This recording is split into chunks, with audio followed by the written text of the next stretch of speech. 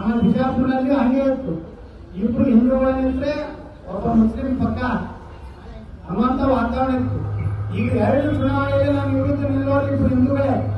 ಆದ್ರೂ ಸಹ ಜನ ತೀರ್ಮಾನ ಮಾಡ್ತಾರೆ ಯಾರಿಗೆ ಯೋಗ್ಯ, ಯಾರ ಕೈಯಾಗ ಇನ್ನು ಕೊಡಬೇಕು ಅನ್ನುವಂಥದ್ದು. ಇವತ್ತು ಚಾಮರಾಜಪೇಟೆಯಲ್ಲಿ 3 ದಿವಸ ಏನು ಗಣಪತಿಯ ಒಂದು ಕಾರ್ಯಕ್ರಮ ನಡೀತಾ ಇದೆ. ಲಕ್ಷಾಂತರ ಜನ ಇವತ್ತು ಮಾಡಿ ಸೇರ್ತಾ ಇದ್ದೀವಿ ಕೊನೆಯ ದಿವಸ. ಅದಕ್ಕೆ ನಾವು ವಿನಂತಿ ಮಾಡ್ತೀವಿ, ಮುಂದಿನ ವರ್ಷ ಬರುವಂತ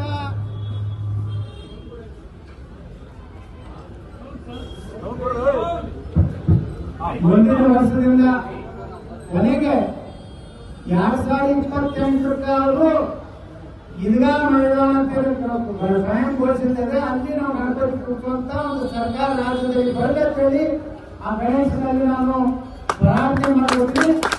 ಅಂತ ಒಂದು ಶಾಸಕ, ಅಂತ ಒಂದು ಸರ್ಕಾರ ಕರ್ನಾಟಕದಲ್ಲಿ 2028 ಬರಬೇಕು ಅನ್ನುವಂತ ಪ್ರಾರ್ಥನೆಯನ್ನು ಮಾಡ್ಕೊಂಡು ಇವತ್ತು ನನ್ನನ್ನು ಕರೆಸಿ ಇಲ್ಲಿ ಒಂದು ಪೂಜೆ, ಗೋ ಪೂಜೆ, ಇದು ನಮ್ಮ ಶ್ರೇಷ್ಠವಾದಂತಹ ಪೂಜೆ. ಯಾಕಂದ್ರೆ ನಾನೊಂದು ನಮ್ಮ ಸಂಸ್ಥೆದೊಂದು ಗೋಶಾಲೆ ಇದೆ.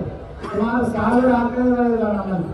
ಅಂದ್ರೆ ಎಲ್ಲ ಯಾರು ಕಟ್ಕೊಂಡು ಕೊಡುವಂತ ಆಕಳುಗಳು, ನಮ್ಮ ಪೊಲೀಸರು ಹಿಡಿದು ತಂದು ಕೊಟ್ಟಂತ ಆಕಳುಗಳು. ನಾವು ಯಾವ ಸ್ವಲ್ಪ 50 ಆಕಳಕ್ಕೆ ಖರೀದಿ ಮಾಡಿದ್ವಿ. ಇವತ್ತು ಅವೆಲ್ಲ ಕಟ್ಕೊಂಡು ಕೊಡುವಂತ ಆಕಳುಗಳನ್ನೇ ರಕ್ಷಣೆ ಮಾಡ್ತಾ ಇದ್ವಿ, ಆಂಬ್ಯುಲೆನ್ಸ್ ಮಾಡಿದ್ವಿ.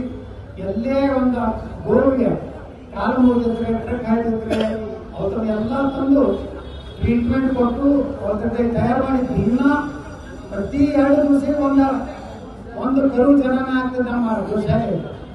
ಸುಮಾರು 10 ಕಿಲೋ ತುಪ್ಪ ನಾವು ಶುದ್ಧವಾದಂತ ದೇಶೀಯ ಆಕಳ ತುಪ್ಪವನ್ನ ತಯಾರು ಮಾಡ್ತಾ ಇದ್ದೀವಿ. ವಿಭೂತಿ, ಕುಂಕುಮ, ಕರ್ಪೂರ. ಅಂದ್ರೆ ಒಂದು ಗೋಶಾಲೆ ಅಂದ್ರೆ ಗೋಶಾಲೆ ಬೆಂಗಳೂರು ಜನ ಈ ಕಡೆ ಸಾಕಷ್ಟು ಶಿರಡಿಗೆ ಏನು ಉತ್ತರ ಭಾರತಕ್ಕೆ ಹೋಗ್ಬೇಕಾದ್ರೆ ನಾವು ಬಿಜಾಪುರದಿಂದ ಹೋಗ್ತಾ ಇರ್ತೀವಿ.